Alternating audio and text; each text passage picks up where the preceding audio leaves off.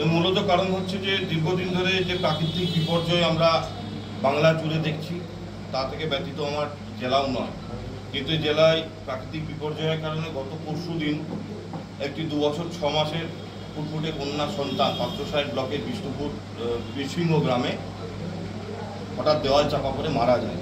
তো আমাদের প্রশ্ন বিজেপির কাছে, আমাদের প্রশ্ন নরেন্দ্র মোদীর কাছে, আমাদের প্রশ্ন কেন্দ্রের বিজেপি সরকারের কাছে, যারা বিজেপি বারবার বাংলা ও বাঙালিকে অপমান করছে আর একদিকে হিন্দুত্বের জিগির তুলছেন, হিন্দুত্বের জিগির তুলে তারা হিন্দুদের পাশে থাকার বার্তা দিচ্ছেন, হিন্দুদেরকে বোঝাচ্ছেন আপনারা বিপদে আছেন।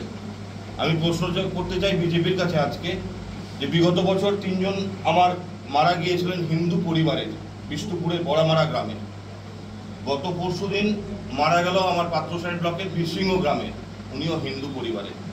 আপনারা যে হিন্দুত্বের জিগির তুলছেন, এই মানুষগুলো বারংবার আবেদন করেছিল যে আমাদের বাড়ি দেওয়া হোক, আবাস যোজনা, প্রধানমন্ত্রী আবাস যোজনা বাড়ির আবেদন করেছিল, কিন্তু বারংবার তারা কিন্তু ফিরে এসেছে, তারা পায়নি।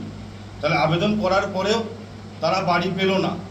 ফলস্বরূপ আমরা কি দেখলাম, 4 জন ফুটফুটে সন্তান, কন্যা সন্তান সহ একজন আমার পরিবার থেকে, আমাদের পরিবার থেকে তারা চলে গেল। এই যে গোল শূন্য মায়ের, আমি প্রশ্ন করতে চাই প্রধানমন্ত্রীর কাছে, আমি প্রশ্ন করতে চাই পশ্চিম বাংলার ক্ষতিকারক বিরোধী দলনেতার কাছে, যে পশ্চিম বাংলার বিভিন্ন প্রকল্প সহ 100 দিনের কাজ, আবাস যোজনা সমস্ত কিছুকে বন্ধ করে যিনি হিন্দুদের ভোট তাগিদার চাহিদায় বারংবার আওয়াজ তুলছেন, হিন্দুত্বের জিগির তুলছেন, তার কাছে আমার সেই বিরোধী দলনেতার কাছে প্রশ্ন যে 100 দিনের কাজের টাকা বন্ধ করে মানুষকে ভেবেছিলেন মানুষ আপনাদের সঙ্গে যাবে, আবার আবাস যোজনার তালিকায় থেকে নাম কেটে বাদ দিয়েছেন, টাকা দেননি।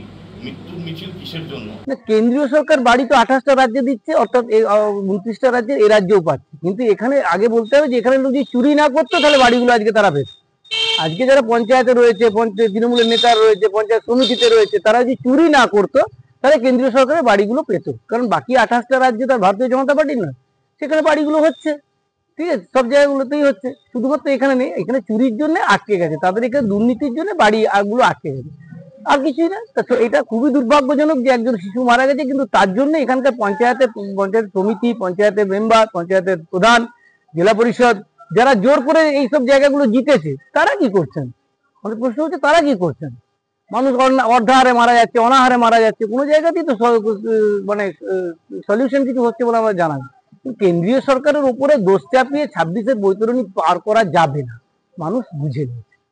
তৃণমূলের সভাপতি তিনি দাবি করছেন যে শুভেন্দু অধিকারী তো বাংলায় কথা বলে, বাংলায় জন্মেছে, তাহলে তিনি কি বাংলাদেশী?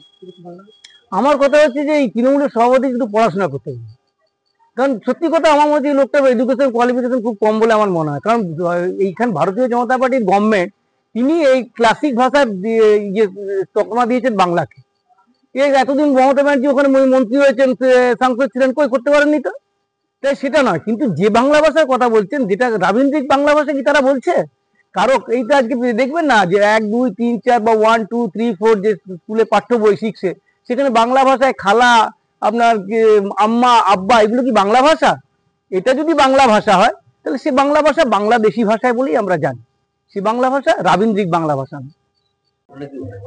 ঘটনাটা বলছে সকাল 6টা 45 মিনিটে, ঠিক আছে, খেলা করছিল ছেলেটি উঠোনেতে, যে দেখা গেল একটি ছোট পাঁচির ছিল, সে পাঁচিরটি দেয়াল, মাটির পুরোনো দেয়াল, সে দেয়ালটি ভেঙে ছেলেটার গায়ে পড়ে যায় এবং চাপা যাওয়ার কারণে আমরা হসপিটালে আসছিলাম, আনতে আনতে রাস্তাতেই সে দুর্ঘটনা ঘটে গেল, ঠিক আছে, সে মারা যাওয়ার পরে আমরা আমাদের যে সমস্ত পঞ্চায়েতের কর্মচারী আছে এবং সভাপতি, তাদেরকে ফোন করে ডাকা হয়। ডাকার সাথে সাথে কিন্তু ওনারা আসে, আমাদের পাশে এসে দাঁড়ায়, ঠিক আছে।